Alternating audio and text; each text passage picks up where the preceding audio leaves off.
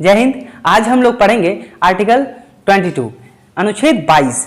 इसमें हम लोग जानेंगे गिरफ्तारी से संरक्षण। आपको अगर कोई पुलिस इंस्पेक्टर कोई भी अगर आपको गिरफ्तार करने आ रहा है तो उससे आप संरक्षण कैसे पा सकते हैं, अगर आपने अपराध किया है तो, और अगर आपने कोई अपराध नहीं किया है तो भी आप कैसे संरक्षण पा सकते हैं। इससे पहले वाले वीडियो में हम लोगों ने आर्टिकल 21 के बारे में चर्चा किया था, आप लोग उसे पहले देखें। और ये जो हमारा सीरीज चल रहा है पॉलिटी का, हर एक जो क्लास है हमारा पॉलिटी का सीरीज चल रहा है। अभी हम लोग ने मौलिक अधिकार के बारे में चर्चा करने जा रहे हैं, जो कि फंडामेंटल राइट भाग 3, जो कि 12 आर्टिकल 12 से लेकर के 35 तक में चर्चा की गई है। आज हम लोग सिर्फ और सिर्फ 22 आर्टिकल के बारे में चर्चा करेंगे, क्योंकि बहुत ही इंपॉर्टेंट है और ये बहुत ही लंबी क्लास जाने वाली है। इसकी हम लोग देखेंगे गिरफ्तारी से संरक्षण, प्रोटेक्शन अगेंस्ट अरेस्ट।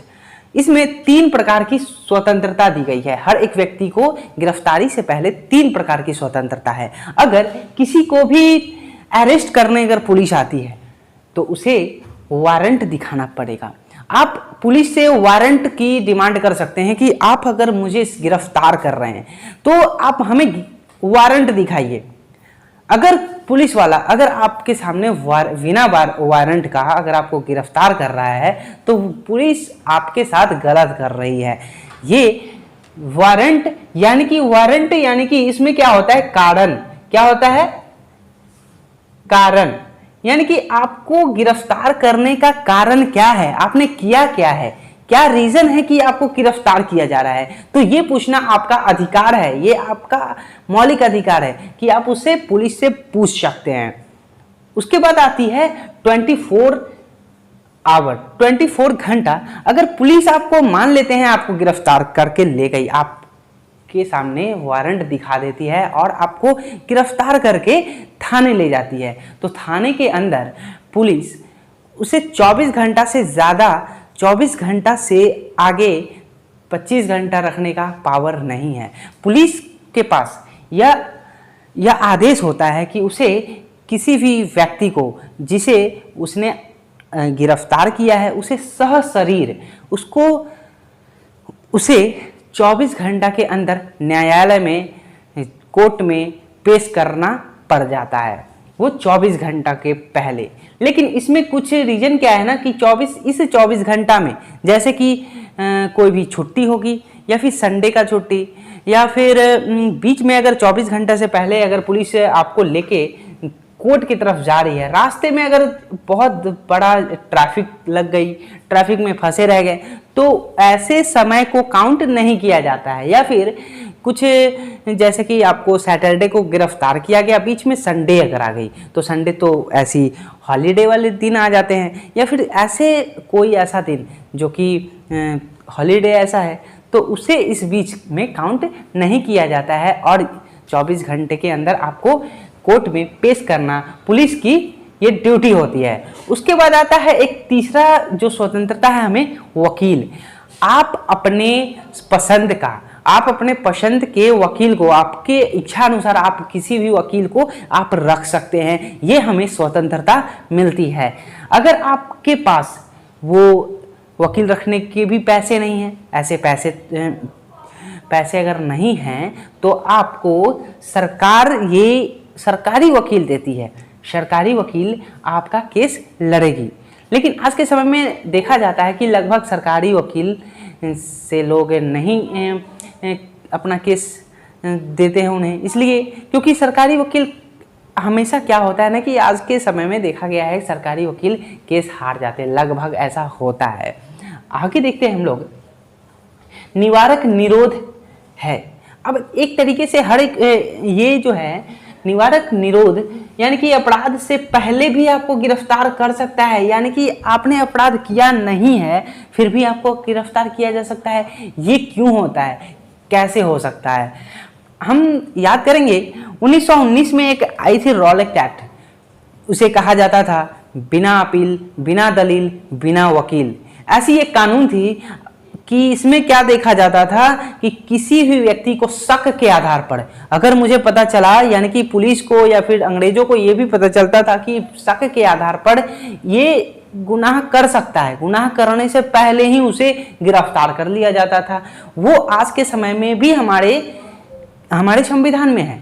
अब आप कहेंगे कि ऐसा क्यों है, ऐसा क्या हो सकता है, लेकिन अब हर एक चीज़ का एक पहलू होता है। अगर उसे हमारे संविधान को इतना स्ट्रांग बनाना है, हमें मालूम है हो सकता है कभी कुछ ये जो है कोई व्यक्ति कोई अपराध करने वाला हो, हमारे संविधान में ऐसा लिख दिया गया कि अगर ऐसा व्यक्ति अगर कोई गुनाह करने वाला है, अगर पुलिस को पता चल जाए कि इसकी वजह से हमारे समाज में कुछ घटना घटने वाली है, तो उसे गिरफ्तार करने का कुछ प्रावधान डाला गया है। यानी कि बिना वारंट भी कोई व्यक्ति को पुलिस अपने अंदर रख सकती है, अपने गिरफ्तार कर सकती है।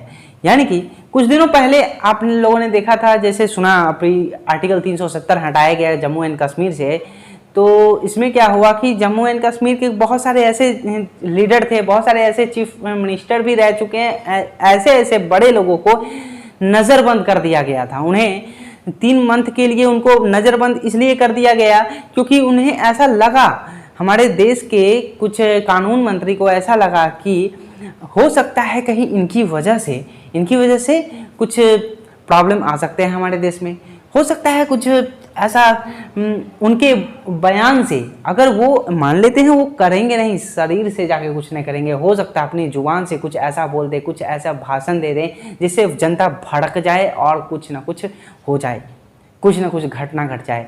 ऐसे ही कभी देखा जाता है कि कोई व्यक्ति अगर कुछ भाषण दे रहा है या फिर कुछ ऐसे समाज के ऐसे असामाजिक तत्व, ऐसे लोगों के बारे में अगर लोग सोचते हैं, या फिर इलेक्शन का समय चल रहा है, इलेक्शन के समय में पता चल जाता है कि हाँ वो व्यक्ति असामाजिक तत्व है, समाज में रह करके दंगा फैला सकता है, ऐसा व्यक्ति है जिसके ऊपर क्रिमिनल रिकॉर्ड है, उन लोगों को कहा जाता है या नज़रबंद कर दिया जाता है, या फिर उनको नोटिस दे करके उनको कहा जाता है कि आप इस वक्त इलेक्शन के कुछ दिनों पहले कुछ ना करेंगे, और कुछ इससे ज़्यादा खतरा होती है तो उन्हें इसी तरीके से बिना वारंट उन्हें अरेस्ट कर ली जाती है।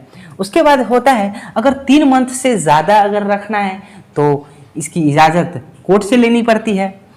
ओके, अब हम आगे जानेंगे इसमें निवारक निरोध अधिनियम क्या क्या है। अब हम लोग निवारक निरोध अधिनियम जानेंगे क्या है ये, प्रिवेंटिव टेंटेशन क्या होता है। निवारक निरोध अधिनियम की चर्चा अनुच्छेद 22 में है और 22 के 4 नंबर पॉइंट में, 4 नंबर पॉइंट में इसका चर्चा किया गया है। इसका उद्देश्य क्या है? इसका उद्देश्य किसी व्यक्ति को सज़ा देना नहीं है, किसी व्यक्ति को सजाए कोई भी चीज़ सज़ा नहीं दिया जाता है। इसमें उसको क्या किया जाता है, बल्कि अपराध करने से रोकना है।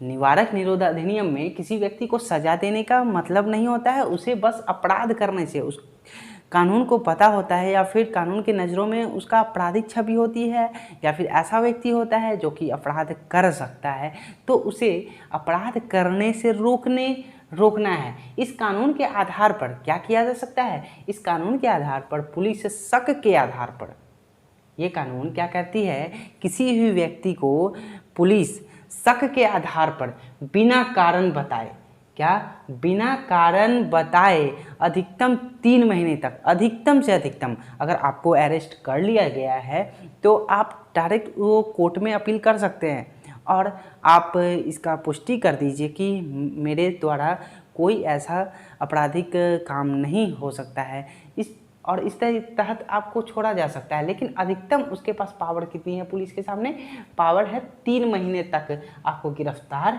या नज़रबंद कर सकती है। नज़रबंद कर सकती है यानी कि गिरफ्तार कर सकती है, दोनों बातें हैं। तो नज़रबंद क्या होता है, अब हम लोग जानेंगे नज़रबंद क्या होता है। किसी व्यक्ति को जब तक समाज से मिलने नहीं दिया जाता है, जब तक समाज से नहीं मिलने दिया जाता है तो उसे नज़रबंद कहते हैं। अगर किसी भी व्यक्ति को समाज से दूर रख दिया जाता है, यानी कि कोई व्यक्ति से वो मिल ही नहीं सकता है, तो उसे कहीं ना कहीं तो बंद करके रखना पड़ेगा, या तो उसको घर में रखना पड़ेगा या फिर जेल में डाल दीजिए। तो एक वही चीज़ हुआ, या तो उसे होटल में रख दिया जाता है या फिर जेल में रख दिया जाता है, कहीं भी रख करके किया जा सकता है, उसे ही नज़रबंद कहते हैं। और नज़रबंद अभी हम लोगों ने जम्मू कश्मीर में के बारे में जाना। महबूबा मुफ्ती जो कि वहाँ की चीफ मिनिस्टर रह चुकी थी, शेख अब्दुल्ला, ऐसे बहुत सारे नेता थे जम्मू एंड कश्मीर में। उन सभी को ये है घर में उनको नज़रबंद कर दिया गया था, उनके घर पे ही। ये हम जान लिए।